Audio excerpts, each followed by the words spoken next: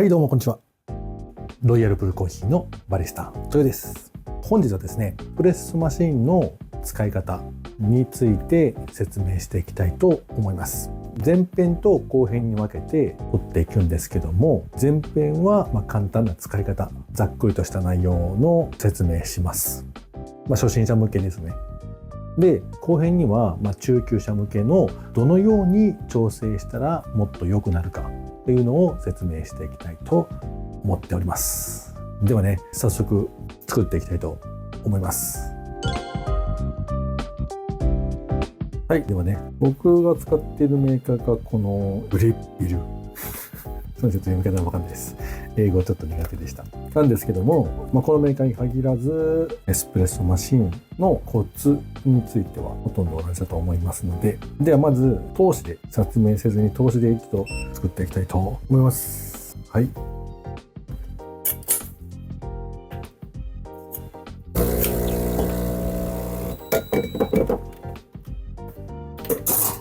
まずはね、温めます。ちょっとね、今回は深入りを使います。1816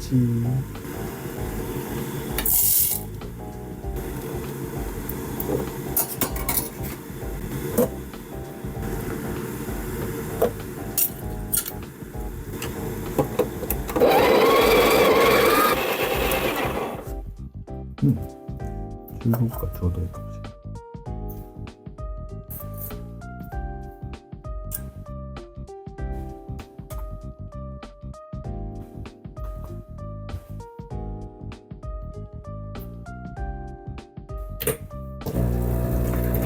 で、こいつも温めようか。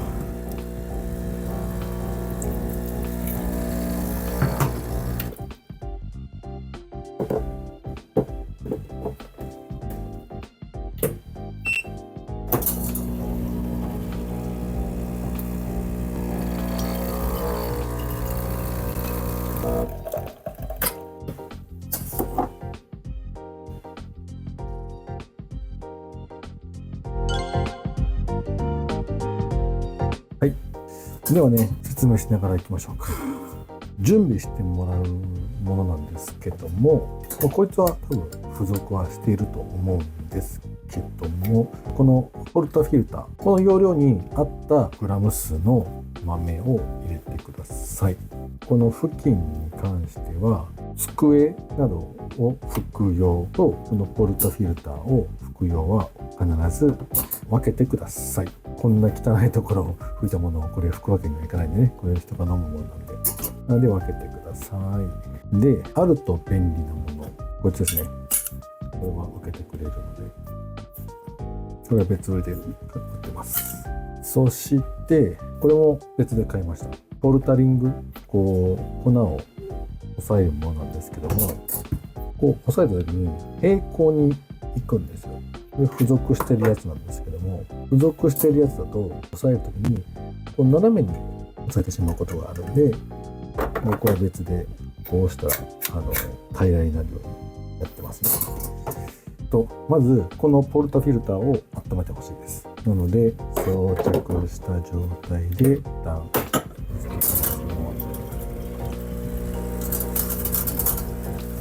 温めます。ついでにその入れる容器とかも温めたらいいと思うんですけど、で温めたら濡れているので拭いてください。これから粉を入れてくるんでね。できましたね。装着して、で僕のやつは一体式なんですけども、別でミルが別のやつがあるので、別の場合は別で豆を引いててください。16g、16g でいきましょう。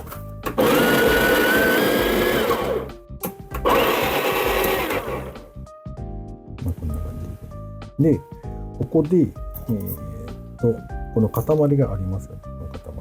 この塊をちょっと崩すような感じで崩していきます。このまま押さえるとばらつきが出てしまうかもしれないので、ここで平らにするんですけども、手で触れたくないよっていう人はこういった形で平らなもので平らに、この辺平らにしてもらってから押さえます。で押さえた後にこの周りの粉をちょっと払い落としてそのままつけるのではなくてここでもう一回温めます。はい、ここね今お湯が出てるところを温めます。はい、水が足りなくなったなって思ったら装着してすぐに押します。で受けます。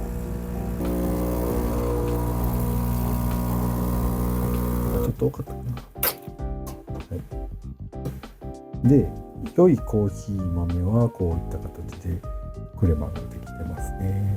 でだいたいそうですね、例えばエスプレッソがだいたい60で230ぐらいですかねがちょうどいいと思います。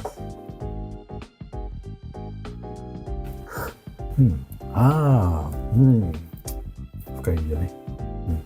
超深入りでした。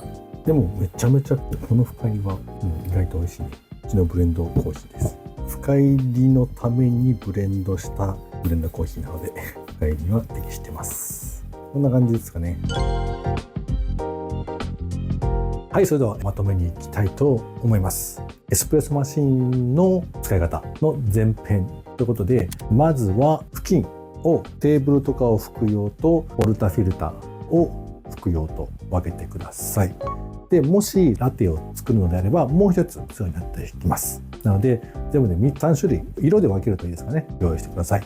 でポルタフィルターとかの分に関しては毛が落ちないようなタイプがいいです。で続いてポルタフィルターのここのフィルターのサイズに合った粉の量を入れるようにしてください。付属されているやつであれば取説に書いてあると思いますので、その豆の量をきちんと守ってください。多すぎても少なすぎてもダメなので、何グラムから何グラムの間って書いてあると思うんで、それに合わせて粉をひいてください。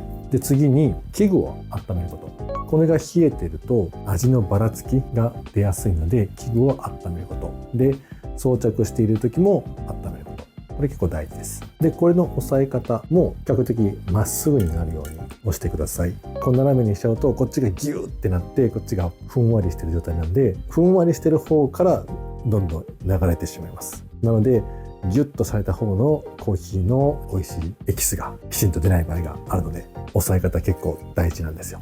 なのでこういった普通に押さえるだけでちゃんとまっすぐ押してくれるようなものがあるとより楽になると思います。でコーヒー豆に対して2から 2.5 倍ぐらいのエスプレッソの量が適していると思うので、エスプレッソの量からさらに5倍のお湯もしくは水を入れるとちょうどいい具合なアメリカンができると思います。はい、本日はねエスプレッソマシンの入れ方について簡単に説明しました。今回は前編で、後半は調整の方法、もっとワンステップ上の深いところまでちょっと説明していきたいと思いますので、後半もぜひ見ていってください。ではまた。如果你觉得這個影片有幫助，或者是喜歡，多幫我按讚，這樣子我會更努力的製作新的影片。如果有什麼疑問，留言給我，很歡迎提問。如果你訂閱了頻道，當最新的影片上傳的時候，你會接收到通知，你就不會錯過哦。讓我們一起繼續追求對你來說美味的咖啡吧，下週見。